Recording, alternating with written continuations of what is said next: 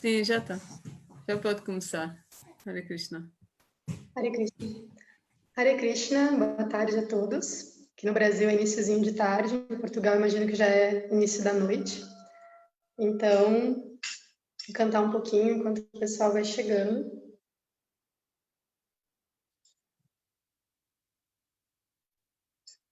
Jayo Radha Madhava Kunja Bihari Radha Madhava Kunja Bihari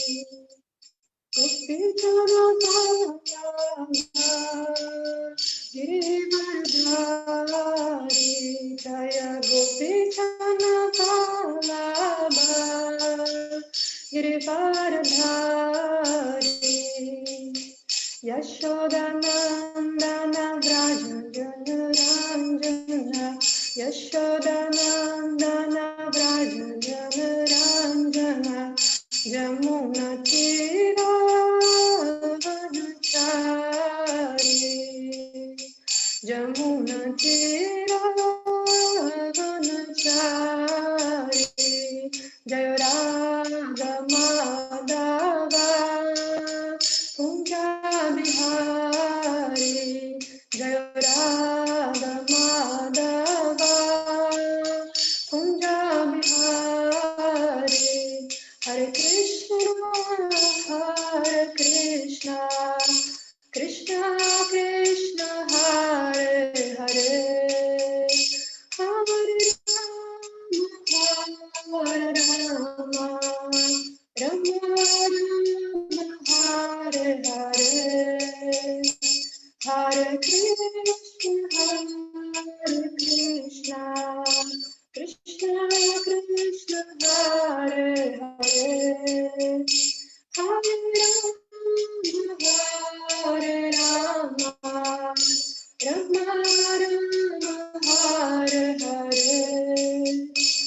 Jaya Prabhupada, Jaya Prabhupada, Jaya Prabhupada, Srila Prabhupada, Jaya Prabhupada, Jaya Prabhupada, Jaya Prabhupada, Srila Prabhupada, Jaya Jagadguru Srila Prabhupada, Jaya Jagadguru Srila Prabhupada.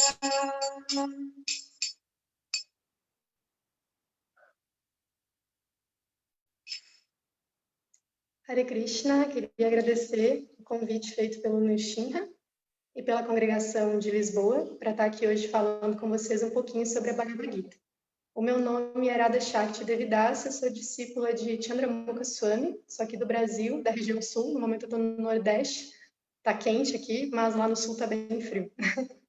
Então, hoje a gente vai ler sobre o capítulo 4, o verso 10 da Bhagavad Gita. Então, repitam comigo em casa, por favor. Om Namo Bhagavate Vasudevaya. Om Namo Bhagavate Vasudevaya. Om Namo Bhagavate Vasudevaya. Então, lendo Srimad Bhagavad Gita, capítulo 4, verso 10. Vitaragabhaya Krodha Mamaya Manupashritam Bahavo Jnana Tapasa Uttamabhavam Agata. Vita, livres de Raga, apego, Bhaya, medo, Krodha, e ira, Matmaya, plenamente em mim, Man, em mim, Upashrita, estando completamente situados, Bhava, muitos, Jnana, de conhecimento, Tapasa, pela penitência, Uttha, sendo purificados, Mat Bhavan, transcendental amor por mim, Agata, alcançar. Então, tradução e significado por Srila Prabhupada. Estando livres do apego, do medo e da ira, estando plenamente absortas em mim e refugiando-se em mim, muitas e muitas pessoas no passado purificaram-se através do conhecimento a meu respeito. e com isso, todas alcançaram amor transcendental por mim. Significado. Como se descreve acima, este significado é belíssimo e tem muitos pontos relevantes, então um convite assim à atenção. O significado é lindo mesmo. Como se descreve acima, é dificílimo uma pessoa muito afetada pela matéria compreender a natureza pessoal da suprema verdade absoluta. De um modo geral, as pessoas que estão apegadas à concepção de vida corpórea vivem tão absortas no materialismo que lhes é quase impossível compreender como o Supremo pode ser uma pessoa. Tais materialistas nem mesmo podem imaginar que exista um corpo transcendental, imperecível, pleno de conhecimento e eternamente bem-aventurado. No conceito materialista, o corpo é perecível, cheio de ignorância e completamente miserável. Portanto, as pessoas em geral têm em mente esta mesma ideia corpórea quando ouvem a respeito da forma pessoal do Senhor. Para estes homens materialistas, a forma da gigantesca manifestação material é suprema. Por consequente, consideram o Supremo como impessoal. E porque estão muito absortos na vida materialista, a ideia de conservar a personalidade após libertarem-se da matéria os deixa assustados. Quando são informados de que a vida espiritual é também individual e pessoal, eles ficam com medo de voltarem a ser pessoas e então preferem naturalmente uma espécie de fusão no vazio impessoal. Em geral, eles comparam as entidades vivas às bolhas do oceano, que se fundem no oceano. Esta é a perfeição mais elevada da existência espiritual alcançada por alguém que não cultive a personalidade individual. Este estágio de vida é cheio de temores e é desprovido do conhecimento perfeito acerca da existência espiritual. Ademais, há muitas pessoas que não podem, de modo algum, compreender a existência espiritual, atrapalhando-se com tantas teorias e com as contradições encontradas nos vários tipos de especulações filosóficas, elas ficam aborrecidas e zangadas e concluem tolamente que não existe uma causa suprema e que, em última análise, tudo é vazio. Tais pessoas estão numa condição de vida doentia, algumas estão muito apegadas materialmente, por isso não dão atenção à vida espiritual. Outras querem fundir-se na causa espiritual suprema, e há aquelas que não acreditam em nada e, desiludidas, ficam aborrecidas com toda sorte de especulação espiritual. Esta última classe de homens busca refúgio em algum tipo de intoxicação, e suas alucinações às vezes são aceitas como visão espiritual. Temos que livrar-nos de todas as 3 etapas do apego ao mundo material. Primeira, negligência da vida espiritual. Segunda, medo de uma identidade pessoal espiritual.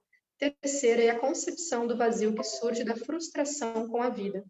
Para livrar-nos destas 3 etapas do conceito de vida material, devemos abrigar-nos completamente no Senhor e seguir as disciplinas e princípios regulativos encontrados na vida devocional, sendo guiados pelo mestre espiritual autêntico.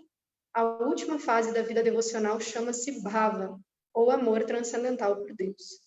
Consta no Bhakti Rasamrita Sindhu a ciência do serviço devocional o seguinte: no começo, deve-se ter um desejo preliminar para a autorrealização. Com isto, o indivíduo se sentirá inclinado a associar-se com pessoas espiritualmente elevadas. Na fase seguinte, ele é iniciado pelo mestre espiritual elevado e, sob sua instrução, o devoto neófito começa o processo do serviço devocional. Através da execução do serviço devocional sob a orientação do mestre espiritual, ele se livra de todo o apego material, alcança constância na autorrealização e adquire gosto em ouvir sobre a personalidade de Deus absoluta, Shri Krishna. Este gosto continua propiciando seu avanço e ele então desenvolve apego à consciência de Krishna, que ao amadurecer manifesta-se como bhava, ou a fase preliminar do amor transcendental a Deus. O verdadeiro amor por Deus chama-se prema, a mais elevada etapa de perfeição na vida. Na fase de prema, há uma constante ocupação no serviço transcendental amoroso ao Senhor. Então, através do processo lento do serviço devocional, sob a orientação de um mestre espiritual autêntico, será possível alcançar a fase mais elevada, livrando-se de todo o apego material, do medo em adquirir uma personalidade própria, individual e espiritual, e das frustrações resultantes da filosofia do vazio. Aí, então, atinge-se, por fim, a morada do Senhor Supremo. Shila Prabhupada aqui, Jai. Vou reler o verso. Estando livres do apego, do medo e da ira, estando plenamente absortas em mim e refugiando-se em mim muitas e muitas pessoas no passado, purificaram-se através do conhecimento ao meu respeito, e com isso todas alcançaram amor transcendental por mim.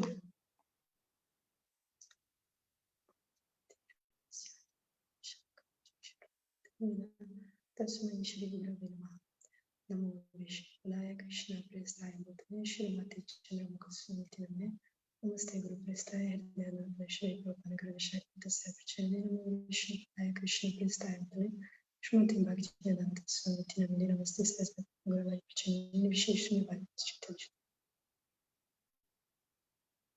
Hare Krishna.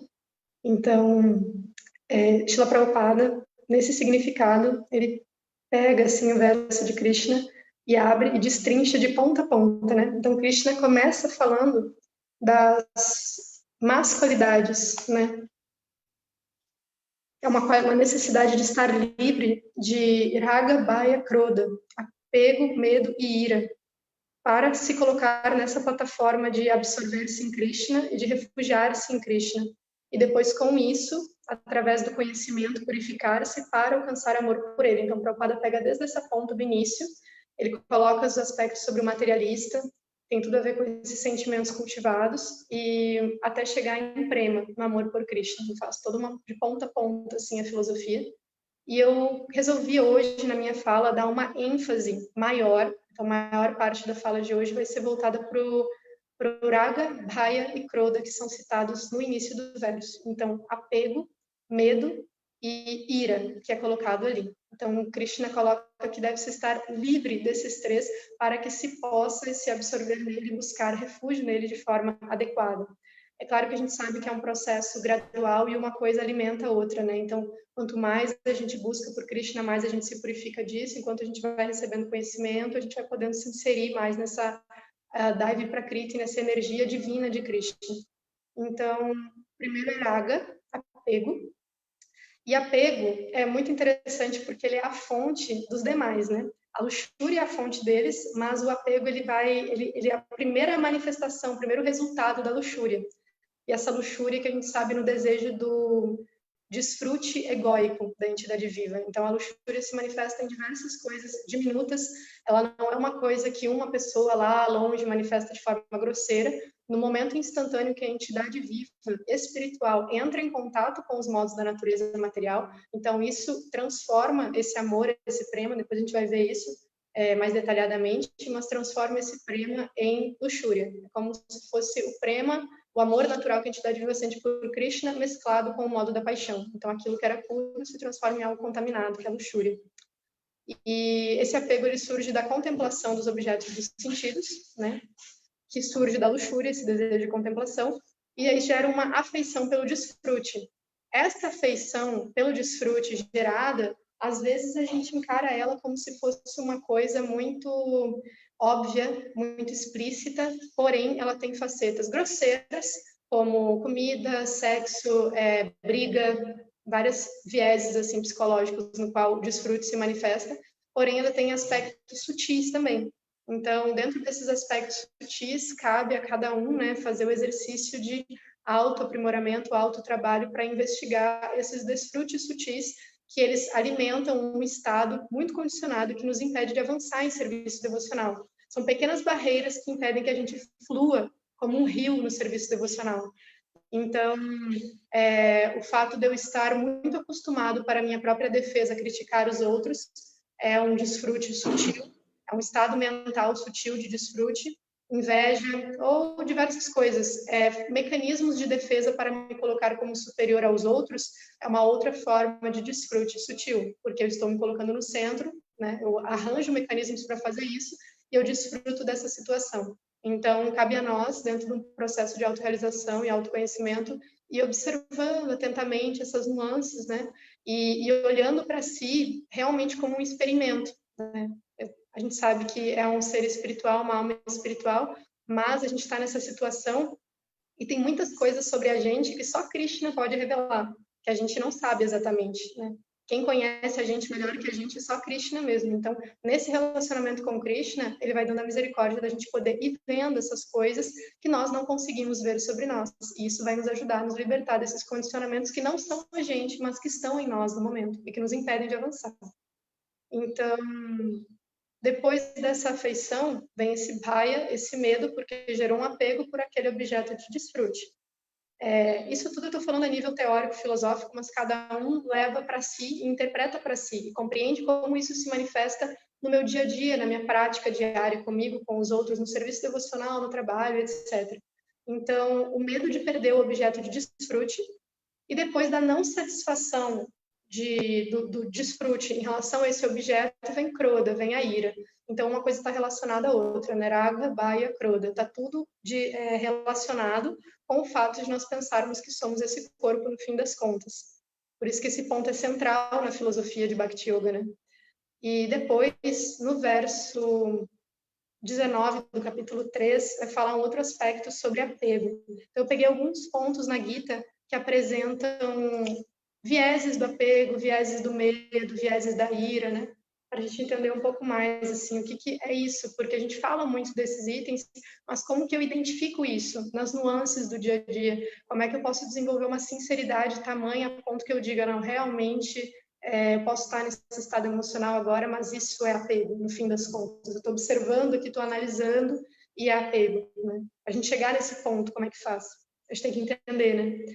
Então, no verso 19 do capítulo 3, tem uma parte do significado que Srila Prabhupada vai falar assim: quem age para Krishna ou em consciência de Krishna sob orientação apropriada e sem apego ao resultado do trabalho, de certo progride rumo à meta suprema da vida. Arjuna ouviu que deveria lutar na batalha de Kurukshetra, defendendo os interesses de Krishna, porque Krishna queria que ele lutasse. Aí tem um ponto bem interessante. Ser um homem bom ou um homem não violento é um apego pessoal, mas agir em prol do Supremo é agir sem apego ao resultado. Isto é a ação perfeita no grau mais elevado recomendada pela Suprema Personalidade de Deus. Então, Shri Prabhupada comenta uma coisa aqui que permeia muito a nossa sociedade, ainda faminta e buscando compreensões superiores da vida. Então, é um refúgio no modo da bondade, o que é excelente, mas a gente não pode considerar isso como a meta, né? Também cabe aos devotos de Krishna, aos transcendentalistas, enfim, a quem está tentando estudar esse conhecimento, mostrar que o modo da bondade é muito importante, porém existe uma outra etapa dentro dele, né? Porque senão a gente ainda continua dentro dos modos. E aí ele vai dizer, ser um homem bom ou um homem não violento é um apego pessoal. É ainda uma situação, a gente ainda desfruta dessa situação, né, de ser uma pessoa boa, louvável, honrosa, porque daí vai surgindo várias coisas, várias ramificações disso. Agora, quando a gente está simplesmente agindo a favor de Krishna, quando a gente assume essa postura, quando a gente encara que essa é a forma de nós como almas nos portarmos aqui, por mais que talvez eu não entenda completamente o porquê, eu vou me esforçar para entender. Então, tem todo um estado de desapego espiritual que traz a compreensão de que, ao longo do processo, eu vou compreender melhor o próprio processo. Então, uma aceitação, né, do não controle das coisas. Então, agir sem apego aos frutos é o que o capítulo 3 Karma Yoga vai trazer bastante. Então, além de agir pensando em benefícios a espaços pequenos, o devoto de Krishna ele vai pensar muito mais no conceito de Mangalam, que Rupa Goswami traz no Néctar da Devoção. O que é uma coisa auspiciosa? Quando algo é auspicioso, é bom para o universo inteiro. Isso é auspiciosidade. Então, o que seria bom para todas as entidades vivas do universo? Então, é Krishna. Isso é bom para todas as entidades vivas do universo. Então, quando a gente ainda está num conceito de bondade, no qual se limita, bom, para quem isso é bom? Ah, isso é bom para mim, para minha família, para isso ou para aquilo. A gente ainda está agindo dentro desse âmbito de apego um pouco aos frutos.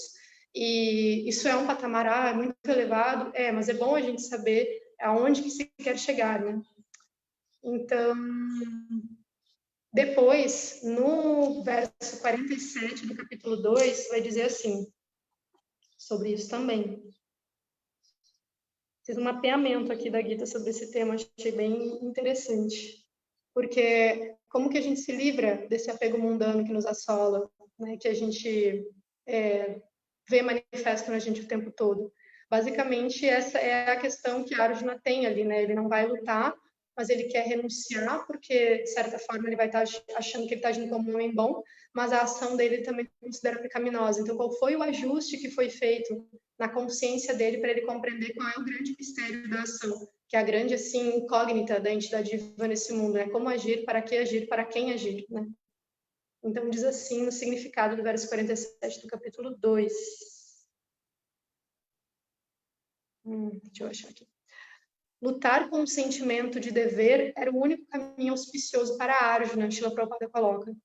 Então, não havia outra opção para a Arjuna auspiciosa para que ele alcançasse a salvação que não fosse, até ele fala isso, sobre alcançar a salvação, do que lutar com um sentimento de dever. Eu estou lutando para Krishna, esse é meu dever. Então, essa é a forma que a gente se livra dos apegos mundanos de acordo com a Bhagavad Gita, né? Aí depois, também sobre apego, no verso 64 do capítulo 2, vai estar dizendo assim: somente livre de apego e aversão pode-se obter, ou seja, receber, ser um receptáculo saudável, né, da reciprocidade da relação de Krishna, receber a misericórdia completa do Senhor. Então, a gente está tentando estabelecer uma relação com Krishna, mas a gente tem que se qualificar para que a misericórdia de Krishna está disponível para todos. Mas a gente tem que entrar num estado de humor, de raça, de estado mental, de virtude, de qualificação, no qual eu possa receber a misericórdia de Krishna. Porque muitas vezes a gente roga na nossa japamala pela misericórdia de Krishna para avançar. Mas a gente tem que estar numa situação tal que quando essa misericórdia vier, eu possa segurá-la, eu possa abraçá-la, eu possa receber. E quando eu consigo receber essa misericórdia de Krishna, então eu estou começando a estabelecer um relacionamento. Porque não pode vir só de um lado. O Krishna também quer intercambiar a relação com a gente. E é natural que ele faça isso nesse mundo material. Quando a gente começa, por exemplo, na etapa da Nartha Nivriti, da limpeza do coração, isso é a reciprocidade de Krishna ao nosso esforço inicial, né, de Shravana, Kirtana, Bhajana, Kriya. Então, ele está respondendo, ele está reciprocando com a limpeza do coração. Então, esse é um fator bem essencial, assim, para que a gente consiga se livrar desses aspectos. Aceitar o que Krishna nos oferece, né? Os processos de limpeza, os processos de avanço, o serviço que Krishna nos oferece muitas vezes. Ser condizente com a nossa oração, né? Temos que ser coerentes com o que oramos. E tem um significado de apego também no verso 56 do capítulo 2, que diz assim: aceitar as coisas para o prazer do próprio sentidos é o conceito de apego, Srila Prabhupada coloca. E depois ele coloca assim que o desapego é a ausência desse apego sensual. Porém, ele vai colocar depois assim, mas quem é fixo em consciência de Krishna não tem apego e nem desapego, pois dedica sua vida a servir o Senhor. Então, Srila Prabhupada coloca que nem essa postura, esse é o problema da gente estar nesse âmbito da bondade e da maldade, não colocar Deus no centro, realmente. Porque daí a gente vai ficar permeando sobre ser bom ou ser ruim, ser apegado ou ser desapegado. Claro que, de certa forma, ser desapegado em vários âmbitos nos parece mais favorável, mas como a dualidade funciona nesse mundo material. Então, em um momento eu vou conseguir ser desapegado, em outro eu vou ser apegado. Em um momento eu vou conseguir ser feliz, em outro momento eu vou ser triste. Então, quando a gente coloca com a nossa Buddha, com a nossa inteligência espiritual Krishna no centro, aí a gente está chegando no ponto de ir além dessas dualidades. E é uma ciência, é a ciência de Deus, né? O Bhagavad Gita, basicamente. E no significado desse próprio verso que a gente leu hoje, do 4.10, Srila Prabhupada também coloca as 3 etapas do apego material, das quais nós temos que nos livrar. Aí ele fala assim: temos que livrar-nos de todas as 3 etapas do apego ao mundo material.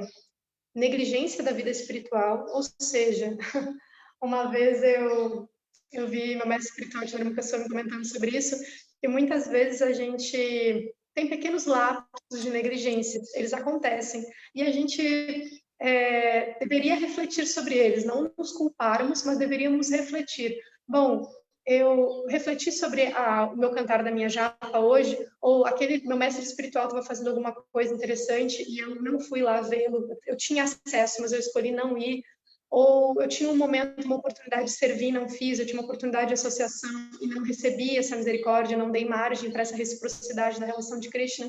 Então, não com o sentido de repressão, de autorrepressão, mas no sentido de reflexão, né? Estou negligenciando quais aspectos da minha vida espiritual, porque isso ainda é um apego material. eu ainda estou fazendo pequenas autossabotagens para fazer a manutenção do meu apego material. Então, quando eu parar de negligenciar os aspectos que envolvem a vida espiritual, a gente vai estar se livrando de uma das etapas do apego material. Aí depois diz assim: medo de uma identidade pessoal espiritual. Esse é um ponto bem chave, assim, porque enquanto nós não aceitamos, como Prabhupada diz, Deus como ele é, tem a Bhagavad Gita como ele é, e Prabhupada coloca alguns significados, Deus como ele é, né? O aspecto Bhagavan, o aspecto pessoal de Krishna, não tentamos mergulhar em compreender isso, ainda assim a gente não vai conseguir ter uma realização profunda sobre o que é nós termos uma identidade espiritual, sobre nós sermos pessoas espirituais. Então, está diretamente relacionado o conceito que a gente tem de Deus com o conceito que nós temos de nós mesmos. Isso é intrínseco porque nós fazemos parte dele. Então, é uma consequência natural. O outro aspecto é a concepção do vazio, que surge da frustração com a vida. Então, outro tipo de apego é quando, no fim, depois de nos frustrarmos tanto com as tentativas assim de desfrutar desse mundo, a consequência disso é uma concepção nihilista e ateísta da vida, da realidade. Então, assim, bom, já que tudo deu errado, não deve existir Deus mesmo, no fim a gente morre, tudo acaba, e de certa forma isso ainda é uma manutenção do nosso apego material. Então, esses 3 itens são bem, assim, relevantes para a gente prestar atenção, como um termômetro pessoal mesmo, do quanto ainda a minha consciência está atrelada a essa matéria e tudo mais. Então, o próximo item que é citado no verso é Bhaya, que é medo. Então, tem umas manifestações e conceitos de medo na Bhagavad Gita. E no capítulo 12, no verso 15, vai falar sobre... A Prabhupada coloca que um dos medos é a represália que se tem de um inimigo. Então, receber o resultado de alguma ação. Normalmente, as pessoas, quando ela tem uma concepção corpórea de vida, elas acabam adquirindo inimigos. É uma consequência meio que natural, karmática, assim, de uma situação. A gente vê que pessoas muito exaltadas, elas são conhecidas por não terem inimigos, como o Yudhishthira Maharaj é colocado como, ele é chamado de Ajata Chatru, aquele que não possui nenhum inimigo neste mundo. Então, é muito mais uma postura interna dele. Uma vez eu fiquei analisando esse aspecto de Atachatra, de Yudhishthira, e eu fui vendo que é muito mais uma postura interna dele do que uma manifestação externa dos outros, e a gente às vezes entende como uma manifestação externa dos outros, porque na realidade Duryodhana considerava Yudhishthira como um inimigo dele, mas Yudhishthira não o considerava, porque aí é que está a chave da coisa. Prabhupada coloca em vários significados isso. Quando a gente entende aquele ideia do início do Bhagavatam, do Vedanta Sutra, a Tato Brahma de Gyasa, que a verdade absoluta é a fonte de tudo que está presente aqui em volta, da criação, da manutenção e da destruição desse universo material, eu compreendo que mesmo luxúria e muitos outros itens, eles provêm da realidade espiritual, porém são deturpados aqui. E compreendendo a fonte, eu sei que eu posso usar tudo isso a favor de Krishna. É o mesmo processo com a mente.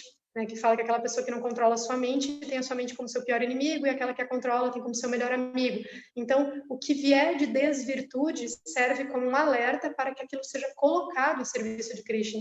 Então, a pessoa que é consciente de Krishna, como a Maharaj Yudhishthira o era, ele não tem inimigos porque tudo serve a favor. Tudo é amigo, então a mente é amigo, os sentimentos são amigos, os acontecimentos são amigos, as misérias são amigas, porque todas impulsionam para Krishna. A pessoa consegue levar tudo para Krishna porque sabe que tudo vem de Krishna.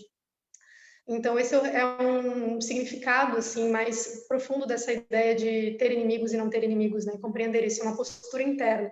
A dos outros a gente não tem como controlar. Então esse medo da represália de inimigos, ele tem um fator inconsciente também de a gente ter medo das reações das nossas ações, por sabermos que não estamos assim agindo de acordo com um dharma superior. Isso gera um desconforto na entidade viva, porque gera sofrimento, gera identificação, gera ilusão, gera desconexão. Então, tudo isso gera esse estado de bhaya, de medo da reação das ações. Por isso que muitas pessoas têm muito receio de se aproximar de conhecimento espiritual, de Deus, e tomar consciência desses aspectos. Até por não ter uma concepção amorosa de Deus também, isso é uma coisa bem relevante, assim. No 11:36 da Bhagavad Gita, aí Prabhupada vai colocar o medo como o medo que os demônios, Arjuna vai colocar, né? quando ele está vendo a forma universal, o medo que os demônios têm de Krishna, do Senhor. Então é mais ou menos uma coisa similar ao que estava sendo dito antes, assim. Shila Prabhupada dá aquele exemplo do rato na boca da gata, né? E o gatinho na boca da gata. Então, para o gatinho, é só acolhimento, amor, é a mamãe cuidando, mas para o rato que vê a boca da gata é a morte, né? Então, é diferente relacionamento com Deus, assim, nesse sentido. E no capítulo 11, Arjuna vai manifestar várias vezes o medo da forma universal. Ele tem esse aspecto de ter tido uma intimidade com Krishna. Então, da onde que vem esse medo de Arjuna de ver a forma universal? Shila Prabhupada coloca no significado que Arjuna fica receoso de que pudesse ter ofendido Krishna muitas e muitas vezes, porque quando ele está vendo aquela forma manifesta, imensa, majestosa, o humor de reverência se sobressai muito naturalmente, não tem como isso não se dar. E Arjuna, então, nessa posição, ele sente medo, né, de ter ofendido Krishna nos momentos de intimidade, pede que Krishna recolha a forma universal. Então, ainda essa concepção que Shila Prabhupada nos trouxe do vaqueirinho de Vrindavana, ela é uma coisa assim inconcebível. Como é sanador isso para a entidade viva nesse mundo material? É realmente assim um método extremamente transcendental, porque nos coloca numa posição é um processo muito perfeito, assim, nos coloca numa posição de intimidade com Krishna, ao mesmo tempo que nós estudamos a Viratrupa, a forma universal de Krishna, Krishna como sendo Ishvara, o controlador supremo, e Krishna como Vasudeva, o permeador de tudo, mas ainda assim ele dá essa ideia de não, em última análise, Krishna é um vaqueirinho que tem intercambia atividades amorosas com as entidades vivas no mundo espiritual. E isso é realmente muito elucidador, assim, o estado emocional que isso gera na gente é muito favorável para o desenvolvimento do amor, porque no amor, para intercambiar amor, exige que exista vulnerabilidade, um pouco de vulnerabilidade. E quando existe uma situação no qual uma pessoa é completamente infalível, como que você pode intercambiar um relacionamento amoroso com segurança? Então, isso é explicado que Krishna faz isso mesmo com Balarama, quando eles vêm para a Terra. Ele se coloca em vulnerabilidades, isso é um humor que Krishna traz, né? Ele se mostra vulnerável aos Vrajabhasas, a Balarama e tudo mais, para que possa haver intercâmbio de amor. Então, é um terreno muito fértil para que o amor se dê, né? Esse humor transcendental de Krishna como vaqueirinho e tudo mais. E depois, no Bhagavad Gita 4:18, Shila Prabhupada coloca um ponto que eu acho bem interessante em relação ao medo, que os impersonalistas, eles cessam as atividades fruitivas por medo, porque eles consideram que elas são obstáculos na autorrealização. Então, e o personalista, ele cessa as atividades fruitivas, mas na realidade por conhecer a sua posição como servo eterno de Krishna. Então, são pequenos ajustes. A gente vê assim que o fato de você compreender Krishna de uma forma ou de outra, ter uma relação Brahman pessoal ou Bhagavan, isso gera todo um molde de concepção mental, de compreensão filosófica completamente diferente. A relação com a prática, a relação com o eu espiritual e como eu vou agir em relação a esse eu e a meta da vida mudam completamente. Então, o medo das atividades, cessa das atividades fruitivas por medo, por não talvez conseguir a autorrealização. É muito diferente de eu entender, não, eu vou parar de agir fruitivamente porque a natureza da alma não é essa, se eu quero me posicionar numa realidade saudável, eu vou fazer o que é a minha natureza original, vou fazer isso para Krishna, porque Krishna vai sentir prazer com isso e eu sendo parte de Krishna, eu vou sentir também e vou conseguir atingir todos os objetivos que eu estava tentando atingir de forma falha com as atividades fruitivas. Então é uma coisa muito lógica, né? E depois, no 2:40 da Bhagavad Gita, tem aquele verso famoso, né, que vai falar que fala um pouco sobre medo, perigos e tudo mais, que Krishna coloca assim: um pequeno progresso neste caminho protege a pessoa do mais perigoso tipo de medo. Então tem esse outro viés, tem várias facetas aí, estou trazendo várias facetas do apego, várias facetas do medo. Essa desse verso 40 do capítulo 2, Shila Prabhupada coloca como o mais perigoso tipo de medo a perda da forma humana e da morte também. Então esses medos avassaladores, assim, então um pouquinho de relacionamento com Krishna, um pouquinho de relacionamento com os devotos, já liberta a pessoa dessa situação, assim, escura, é uma situação escura, né, de não percepção da realidade, do que se é e do que está se apresentando na frente da pessoa. E depois, o próximo item citado no verso, a gente falou de raga, apego, bhaya, medo, e o próximo é krodha, ira. E eu peguei assim, um verso que é muito esclarecedor sobre ira, é o 3:37, e ele é praticamente uma receitinha da ira. Assim. Então, se alguém quiser saber como ficar irado, ele tem uma receita da ira, mas né, a gente conhece ela para não fazer. Né? Aí, Srila Prabhupada explica assim, ele vai explicar uma coisa similar do que eu estava falando agora, que inicialmente, como forma original, nós temos esse amor por Krishna, que é a própria natureza da entidade viva, não é nem como se ela tivesse isso, ela é isso, né? A Jiva, ela é amor por Krishna, e desse amor por Krishna, quando entra em contato com a natureza material, ele se mistura com o modo da paixão. Dessa mistura do modo da paixão vai surgir a luxúria. Essa luxúria, quando não satisfeito, porque esse mundo ele não foi feito para dar certo, para as coisas assim, para a gente ser muito feliz, então não tem como satisfazer o desejo de todo mundo, porque se o desejo de todo mundo fosse satisfazer a Krishna, então aí sim ele poderia se dar. Mas como os recursos do mundo material são falíveis, não há como satisfazer o desejo de todos, já que os desejos são egoístas. Então isso, só esse fato já gera vários tipos de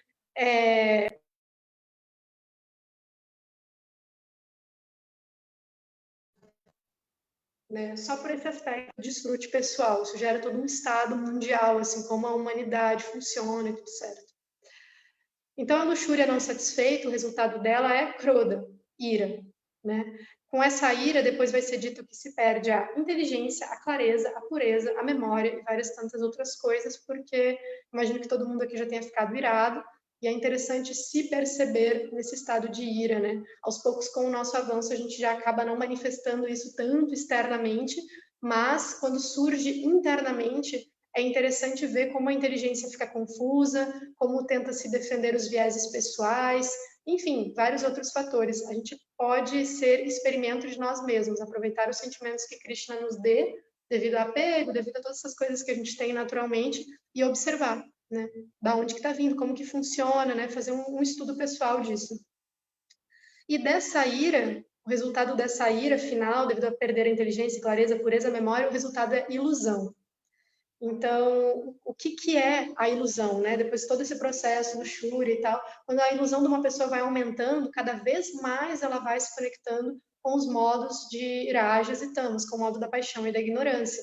A ilusão que nós recebemos como resultado desse tipo de postura, ela é um mecanismo da natureza material, da Prakriti, para que a entidade viva é como se fosse uma represália da natureza material. A natureza material é serva de Krishna, é energia externa de Krishna, faz parte de Krishna naturalmente e vai estar sempre agindo a favor de Krishna. Esse mundo funciona a favor de Krishna. Nós temos problemas com esse mundo porque nós não estamos agindo a favor de Krishna. Então, essa energia externa de Krishna, ela reage. Devido ao que? Nós tentamos nos assenhorear de algo que não é nosso. Essa energia externa, ela é de Krishna. Quando eu tento pegar isso para mim, é como se fosse um alarme de uma loja de roubo. Então, esse é a ilusão que a gente recebe, né? Então, o resultado disso é que a gente se aferra cada vez mais aos modos da natureza, a identificação corpórea fica maior, etc. E a contínua existência material, né? O porquê que a gente não se liberta, assim, desse estado condicionado. É esse o processo. E por que isso é doloroso, por que isso é ruim? Porque isso nos gera muito sofrimento. Não tem como a entidade viva ser feliz nesse mundo, é aquela velha história do peixe fora d'água, né? Mas tem um ponto muito interessante que Srila Prabhupada coloca, que quando a gente consegue ter um momento nessa nossa existência, esse momento ele existe de fato, dessa luxúria não satisfeita, então vai surgir uma frustração, e essa frustração contínua, então continuamente tentando ter atividades luxuriosas e continuamente recebendo frustração. Então, num dado momento dessa nossa existência como almas condicionadas nesse mundo material, essa frustração vai servir de impulso.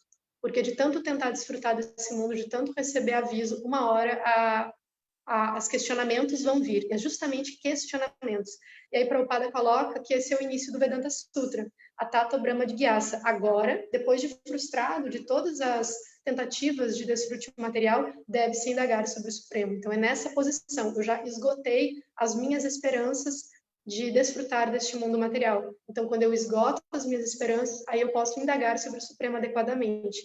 Tem até uma passagenzinha de Srila Prabhupada com uma discípula, que eu esqueci o nome dela agora, infelizmente, mas logo que ela conheceu ele, depois ela tomou iniciação e tal, se tornou bem conhecida, mas logo que ela conheceu ele, ela se apresentou assim, aí ela falou um pouco da vida dela, do tipo, eu tenho uma condição financeira muito boa, era uma menina super bonita, ela tinha viajado pela Europa toda, pelo mundo todo, imagina, nos anos 60, né, então, viajar pelo mundo, assim, era uma coisa que pessoas que tinham mais condições podiam fazer, e aí ela falou assim, mas eu não encontrei satisfação alguma nisso, eu não estou feliz, eu estou frustrada, eu fiz tudo isso, eu não estou encontrando felicidade.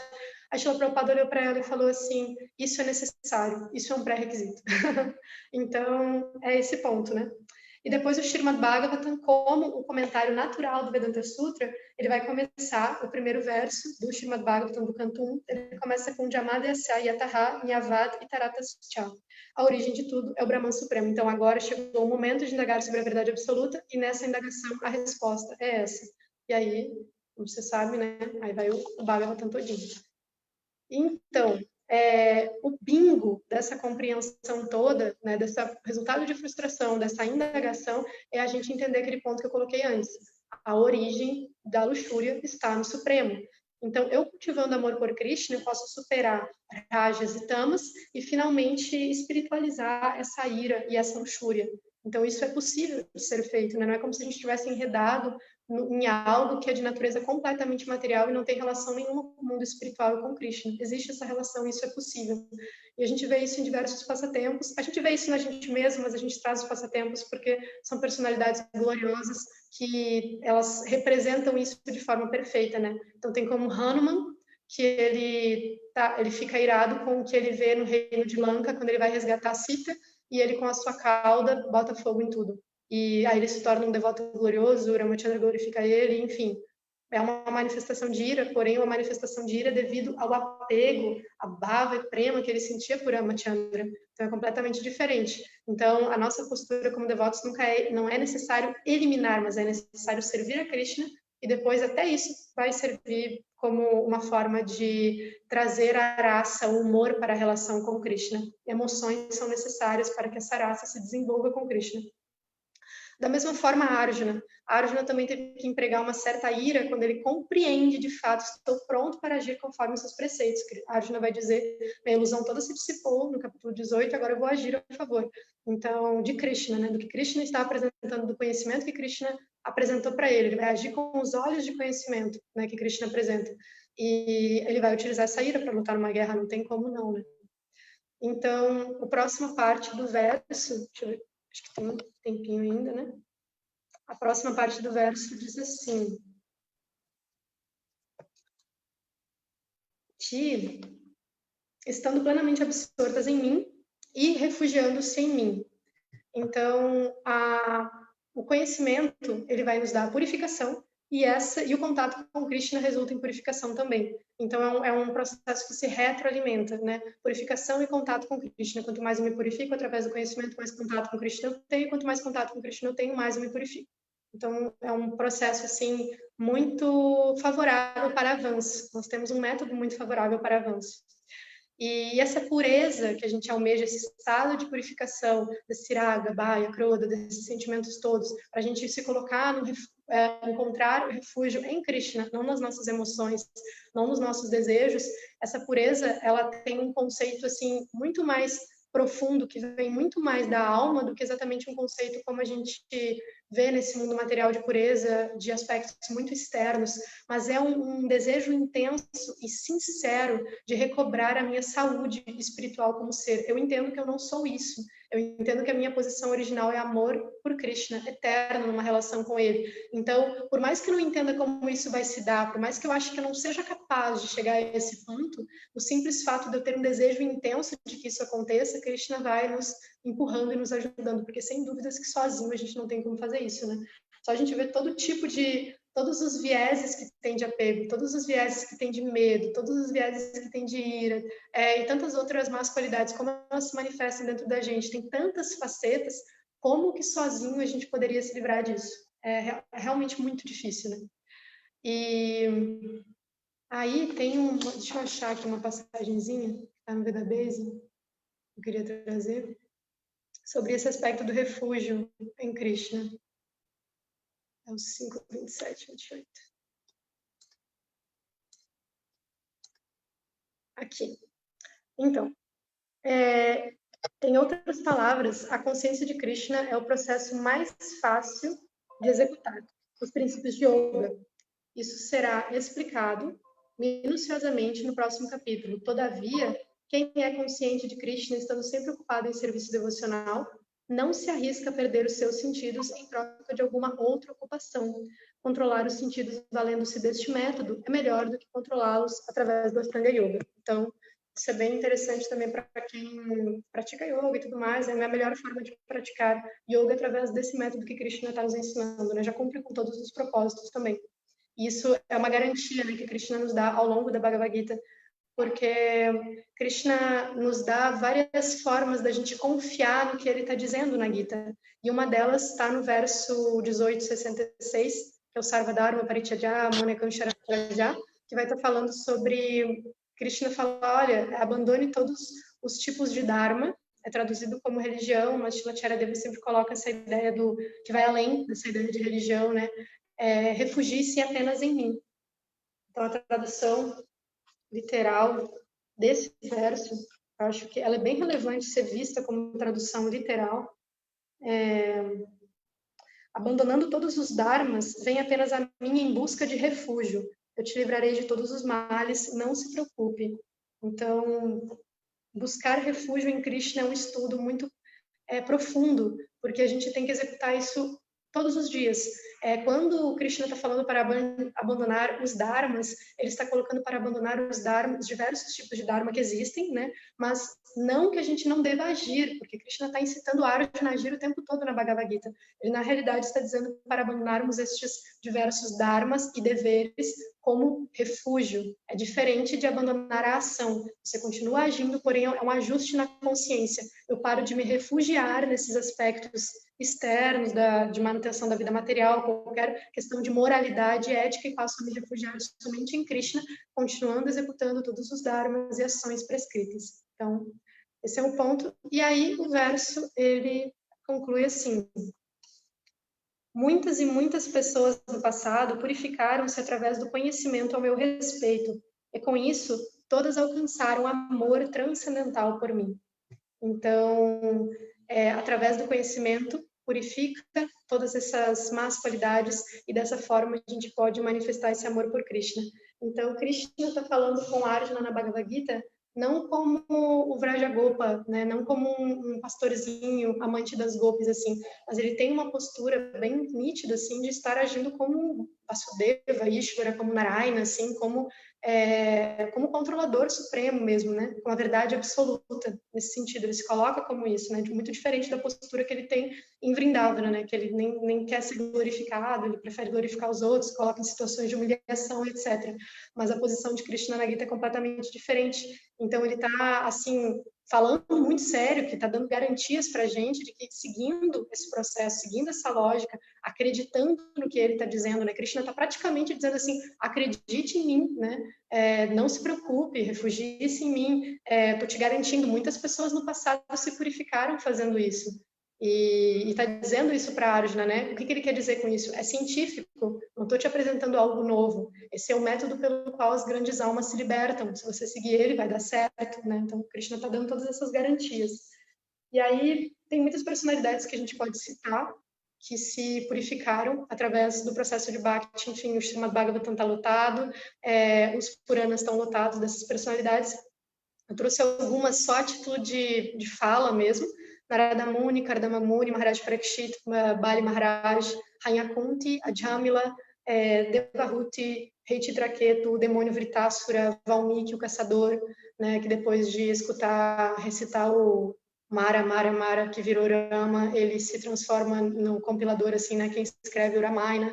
Então, a gente vê que tem muitas grandes personalidades no universo que atingiram essa perfeição através desse sistema do Bhakti Yoga. Só que eu tenho um ponto assim, que eu queria trazer, que muitas vezes a gente fala de personalidades muito elevadas, né, na era da Mônica, da Mamuni, e a gente diz assim, tá, mas eles estão tão distantes de mim, eles são tão elevados, eles são tão grandes, né? É claro que eu consigo ver que eles atingiram a perfeição, né?